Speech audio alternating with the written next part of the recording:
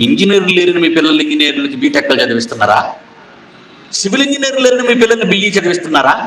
ప్రపంచంలో డాక్టర్లు ఎవరు లేరు అని, వైద్యానికి ఎవరు రారని మీ పిల్లలు ఎంబీబీఎస్ ఎండి చదివిస్తున్నారా?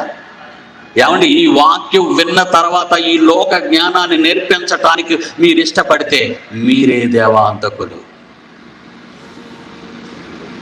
ఎవరండి చెప్పారు మీకు? బైబిల్ చెప్పారండి?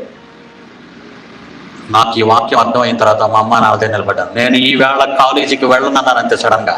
ఏనైనా అలాగైపోయావు అన్నాడు మా నాన్న. అన్నాడు, నేను వెళ్ళను, బైబిల్ చదవాలి. ఈ రోజు నుంచి నేను బైబిల్ చదవాలి. కళాశాల గట్టు మెట్టులు నేను ఎక్కను, పుస్తకానిక చదవను, నేను బైబిల్ చదవాలి, నన్ను విడిచిపెట్టేయటన్నాను. దేవుని పిల్లలారా, డాక్టర్లు లేదని మీరు డాక్టర్ల కోసం ఆలోచిస్తున్నారా? మీ పిల్లల్ని డాక్టర్లు చేయాలని.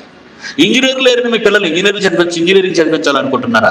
ఎంత తప్పు చేస్తున్నారో తెలుసా? కోత విస్తారంగా ఉంది, పనివాళ్ళు కావాలని యేసుక్రీస్తు కేకలు వేసి గొంతెత్తి చెబితే, కోతవారిని పంపమని నిన్ను ప్రార్థించమని అడిగితే కాలేజీకి పంపిస్తావా?